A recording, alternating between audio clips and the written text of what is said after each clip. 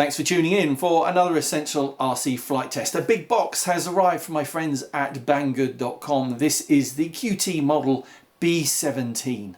Been waiting for it for a while, and here it is. It comes in either plug and play or kit format without electronics, and also in a silver or green scheme. So what we have here is the plug and play version in the silver scheme. Now, in this first of two videos, I'm going to go through the unboxing of the components and the assembly. So the first thing I like to show if I do an unboxing of a model is to show you that all the components are shipped in a way that ensures they will not get damaged in transit, and when they arrive at your door they all are going to be undamaged and ready to assemble. And that looks to be the case with this QT model B-17 Flying Fortress. Everything is in separate bags. It's all taped down securely so it can't move around in the box. You've even got separate compartments for some of the heavier components like the motors here.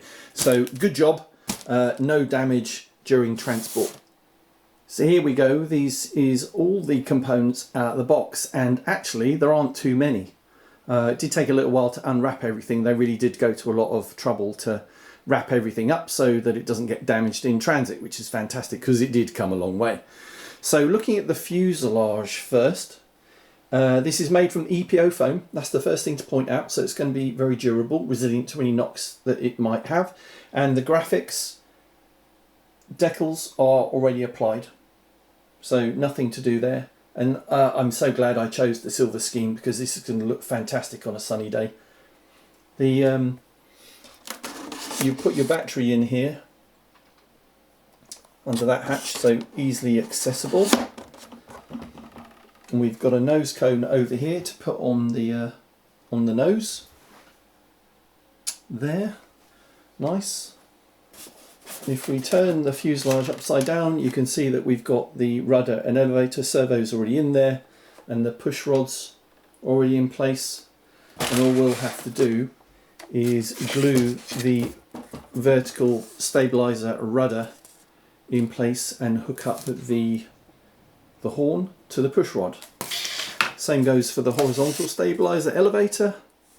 We've got two horns on the elevator control surface to hook up to the push rods. We have got the wing, so let's look at the bottom of the wing. You can see the landing gear, nice thick strut in place there.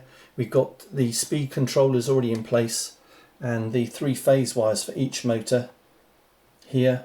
And these mounts look quite solid, and we've got the motors. These motors just screw on to those mounts, so easily done. The servos for the ailerons and the flaps are already in place and hooked up, so nothing to do there.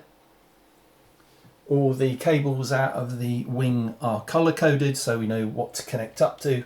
On top of the wing you can see the graphics that have been applied. We've got lights as well on the leading edge and on the tip. So nice green light on the tip on that wing, red on the other one. We've got propellers. We've got 6 propellers, so there are 2 spares.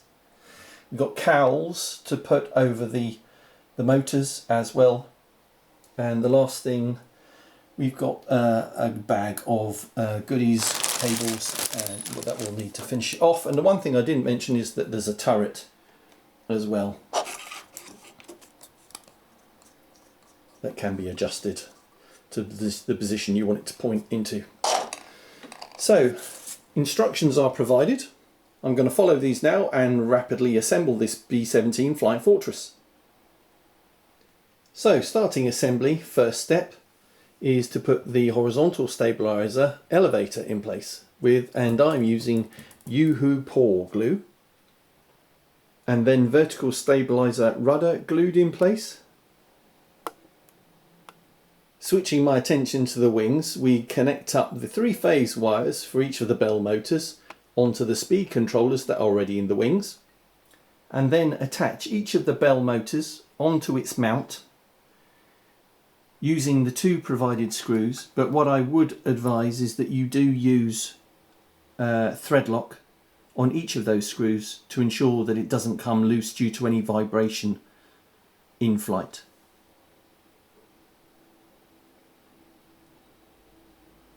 Next, let's attach the wings together. So we use the metal wing joiners that are provided.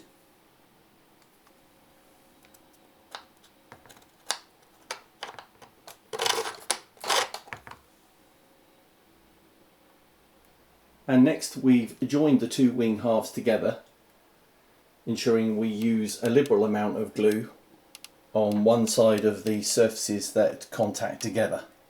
Next, looking underneath the wing, you can see there's quite a lot of wiring going on because you've got flaps, ailerons, retracts, lights. There's quite a lot going on the wing itself. So all of these wires from both sides need to be joined together in a lot of cases, and all the Y leads are provided for this. So, and everything is color coded, so you just need to find the right Y lead corresponding to the right wire out of the wing and connect it up to the other side. So next thing I did was to pass all the wiring up through to the top of the wing, connected everything to a receiver so I could test everything. So I've bound to my transmitter, connected to a couple of battery packs, and checked everything works. But the main thing that you may find you need to correct is the direction of rotation for the motors. So you look in the manual at the guidance, and if the motors are not spinning correctly, then you just change over two of the phase wires, which is what I had to do for both of the motors on the left to make sure that they're rotating as indicated in the manual. Attach the cowls covering each of the motors using the provided screws to secure on top, making sure the paintwork aligns with the fuselage. You might find after attaching the top screw that you might have to drill a guiding hole in the bottom of each cowl so that you can fix it with a screw underneath. Propellers attached, so really important to make sure after you've done that they do actually rotate easily and that the motors aren't prevented from rotating due to how you've attached the cowls. Then we can start adding scale details. So we've added the nose cone. So the final step was to add some more scale detail in the guns on the front side, the turret on top, on each side, the turret underneath, and right at the back. All that's left to do is to set up my transmitter, balance for the correct CG with the two batteries I'm going to have to put inside those 3S 2500 packs, and that's it. So thanks very much for watching this quick unboxing and assembly video. We'll be back soon for the very first flight, the maiden flight of this B-17 Flying Fortress. So please make sure you subscribe to the Essential RC YouTube channel and click the bell icon for notifications of all our future uploads. Thanks for watching. See you next time.